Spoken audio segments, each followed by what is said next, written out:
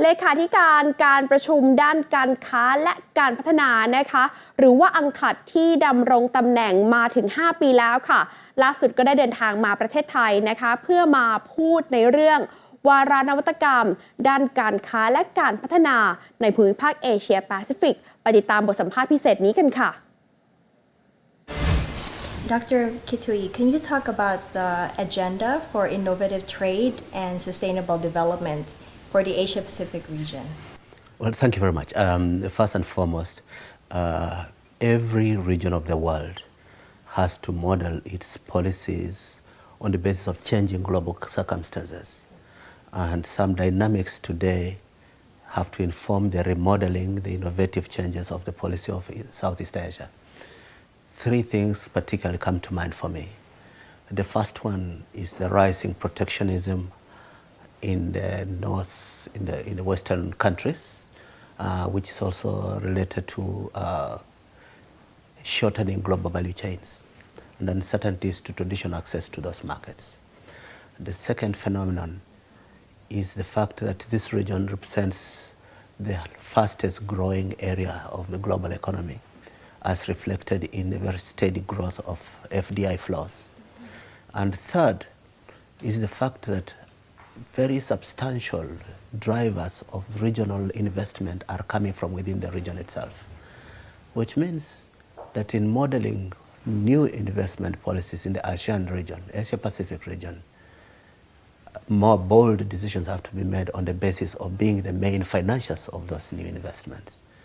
Two, the region has to seize this opportunity to become more clearly supporters of the multilateral process at a time when skeptics have been casting doubts on the importance of globalization.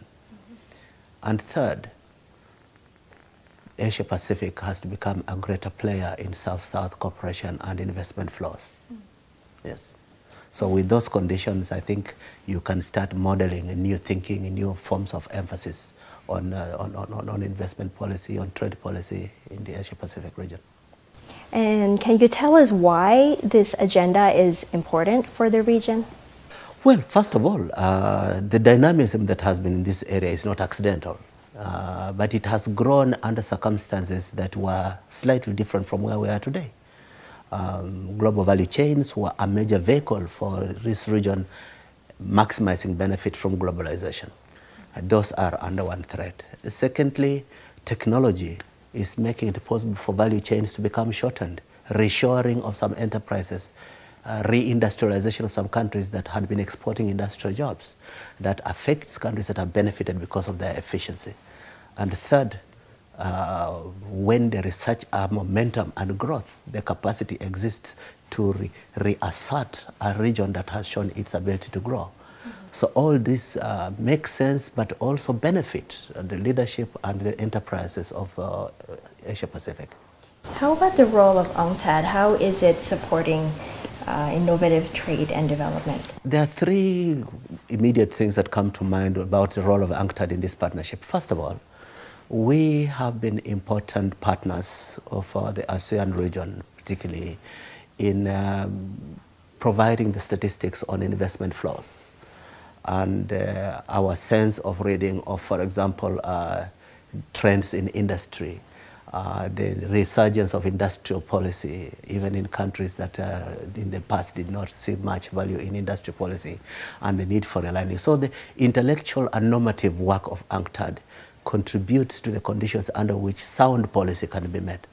And secondly, we continue to be partners, particularly in dealing with inclusive prosperity, assisting with e-commerce policy, with trade facilitation support, with technical support for diversification, particularly among the LDCs in the region. So we want to continue being true normative and technical partners to the region as it plays out its role, both in internally creating wealth and social inclusion, but also in creating models that can be emulated elsewhere in the world. Okay, thank you so much, Doctor. My pleasure. Thank you so much. Thank you. Bye-bye.